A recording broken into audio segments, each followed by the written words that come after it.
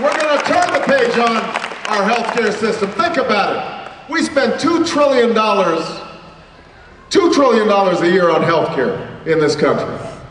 We spend twice as much per capita as the next closest nation on earth. We spend twice as much per person as Canada and as Germany do. And our outcomes aren't better, and in some cases are worse.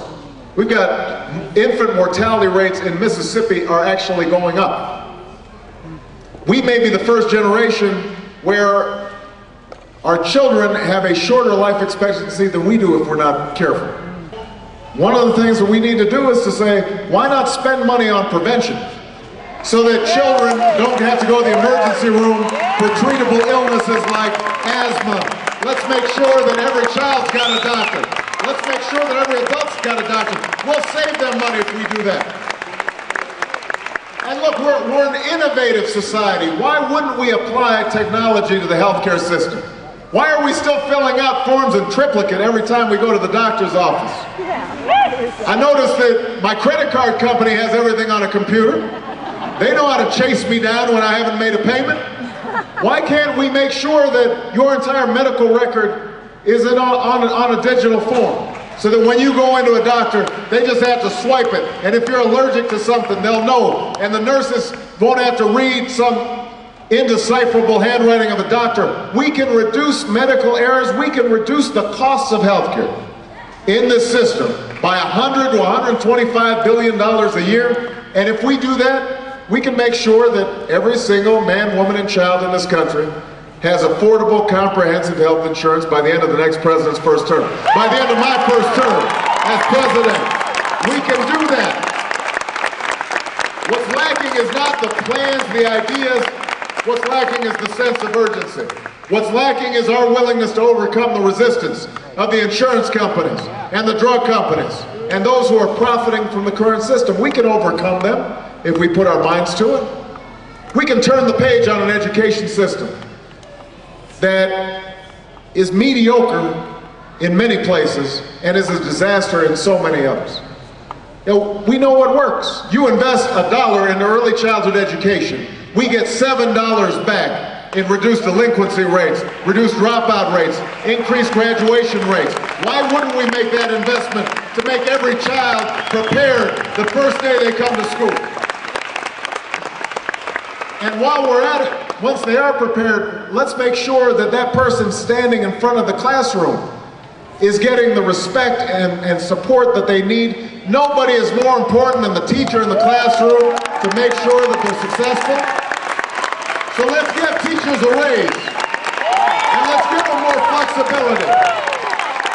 And then we can ask more from them because they want their children in their classrooms to succeed, but they've got to be given the tools they need, and we're not giving it to them right now. And then once those children graduate, we know that it's not going to be enough to graduate from high school to compete against Chinese kids and Indian kids and Brazilian kids. So why is it that college tuition is going up twice as fast as financial aid is going up? Why are we increasing interest rates on student loans? Why are we lowering student loans so that every student can actually afford to go to college and so that they're not burdened by $100,000 or $50,000 worth of debt, so that they can go into teaching and go into the nursing and go into the helping professions? We can do those things. Making investments in our young people so they can be scientists and engineers. They don't have to work on Wall Street. Nothing wrong with Wall Street. I raise some money from Wall Street once in a while. But we don't just need MBAs and lawyers. We need engineers and scientists, which means that we've got to invest in basic research and increase grants so that these students can actually go into the basic sciences that end up generating all of our innovation. And while we're talking about innovation, we know what to do on energy. We should turn the page on energy. Look, if we increase fuel efficiency standards on cars to 40, 45 miles per gallon, we would have to import zero oil from the Middle East. Think what that would do. Think what that would do for our economy. Think what that would do to our foreign policy. Think what that would do for our environment. But you know what? It's going to be hard to do a lot of these things. It's going to be hard to do a lot of these things until we bring an end to this war in Iraq.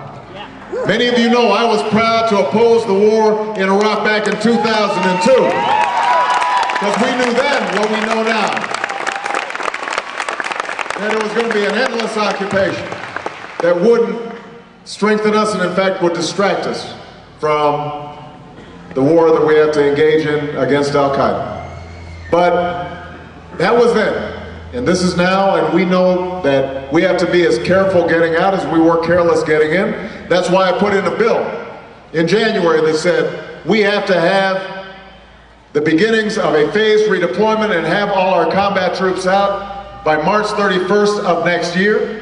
That is not an irresponsible plan. That is not a precipitous plan. Don't let the other side try to scare you and say, we can't do that. We can do that because our young men and women have performed at an extraordinary level.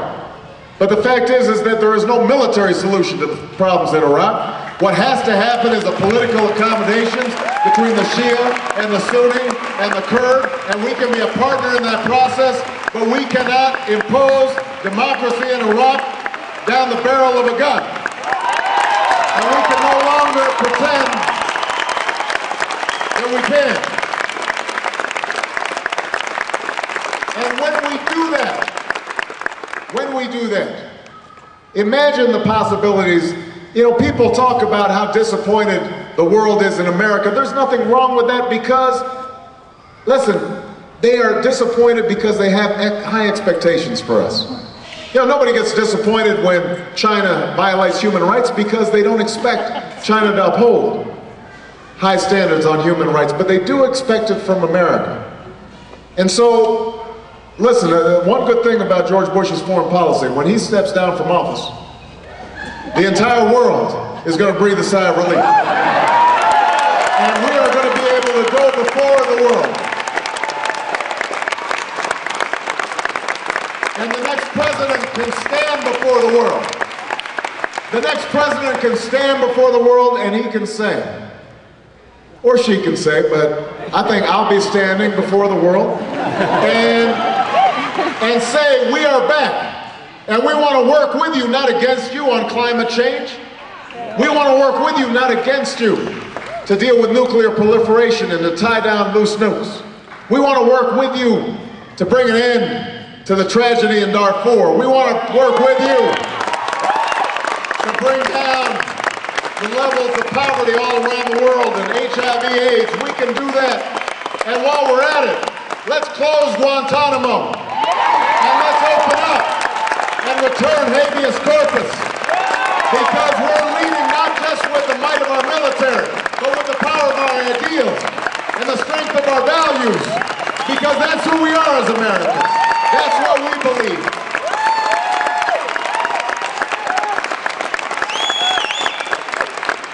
That is who we are as a people. That's where I want to take this country. And I am confident in my capacity to lead this country, but Denver, I can't do it by myself. I can only do it with you.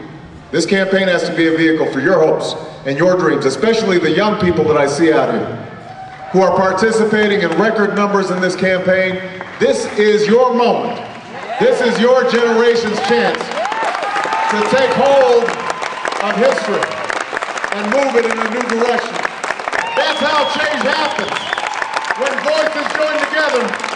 And I promise you, Denver, Colorado, if everybody here and thousands and millions more like you say we can imagine a better America, not only are we going to win this campaign, but we're going to transform the country. Thank you very much.